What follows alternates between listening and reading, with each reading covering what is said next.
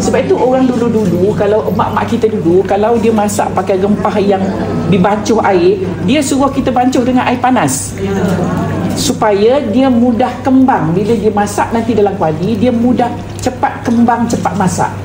Kalau kita guna yang terus direct atas api, dia masak terus sebab minyak tu goreng dia. Kalau puan bancuh dengan air, warna dia kurang gelap. So nanti kalau puan biasa masak kari kat rumah kan, kita bancuh dengan air kan. Okey, kali ni puan cuba jangan bancuh air. Nanti puan tengok beza color dia dan beza bau dia.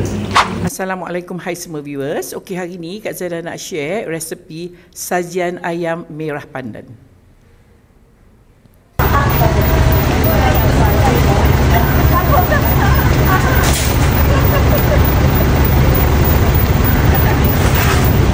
So kita nak tumis, tapi kena hati-hati puan, sebab serai kan biasa kita basuh, dia ada air nanti, jadi kena hati-hati part ni ya, jangan panas sangat. Kita nak tumis, yang ni pun sama, dia ada sedikit air, kita tumis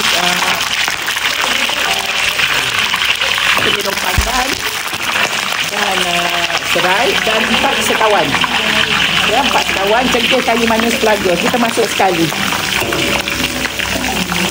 Okey, sampai dia keluar wangi, kita masukkan bawang yang kita iris ataupun bawang yang kita mayang. Okey, kita tumis kejap sampai dia bawang dia tu ujung, jangan sampai coklat bawang dia. Bawang dia ujung-ujung tu nanti brown, dan baru kita masukkan bahan lain. So sementara kita nak tunggu yang ni siap, kita dah nak blend. Kita nak blend halia, lengkuas, serai, buah keras, bawang besar dan bawang putih.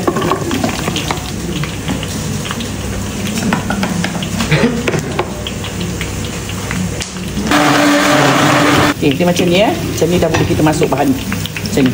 Ujung-ujung ni dia dah mula brown. Kalau puan tak tunggu sampai dia brown macam ni, dia punya bau manis tu kurang tau. Ini kita buat macam ni sebab kita nak dia keluar bau manis. Dia macam caramelize gitu. Ya. Okey, so, tapi tak perlu garing kan, dah jadi bau bawang goreng belakang. Okey, kita nak masukkan yang kita pisah ni tadi. Ya puan? Okey. Kita tumis sampai dia masak ya, ataupun sampai dia garing. Okey, kita tumis ni dah pecah minyak dia puan. Okey, saya kecilkan api. Kak Zaida nak letakkan semua rempah. So Kak Zaida nampak tak, saya dah kecilkan api. Saya masukkan sekarang ni ada cili powder ataupun serbuk lada, ketumbar, serbuk ketumbar, jintan putih dan juga jintan manis. Semua serbuk ya. Okey, saya kecilkan api dulu. Dia dah tergaul rata semua, baru saya besarkan api. Jadi, kalau you bancuh dengan air, you nak dapat bau dia tu kurang. Ni wangi sangat tau. Ni saya kecilkan api. Kalau saya besarkan api, sekejap aja bau dia lagi merebak, semerbak. Ya, okey, sekejap. Saya pun nanti takut saya lupa, nanti takut hangus. Saya nak masukkan air yang dalam blender ni tadi ya. Okey.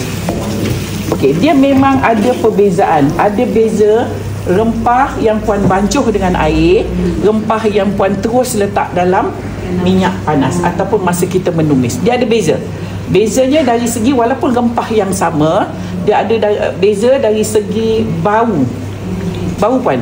Bau kalau kita terus goreng dengan minyak yang kita tengah menumis, bau tu lebih wangi. Dia lebih bau rempah digoreng. Kalau puan bancuh dengan air, dia tak garing tau. Tapi dia masak lah, cuma dia tidak garing. Dan warna dia yang itu lebih cantik. Yang kering, yang powder kita masuk dalam minyak, warna dia lebih gelap. Okey, Kak Zaida dah masuk air tadi. Kita nak masukkan garam. Kita masukkan tomato puri atau tomato paste. So masam kita daripada paste ni. Okey, kita nak masukkan ayam dulu ya. Okey, kita masukkan ayam dulu.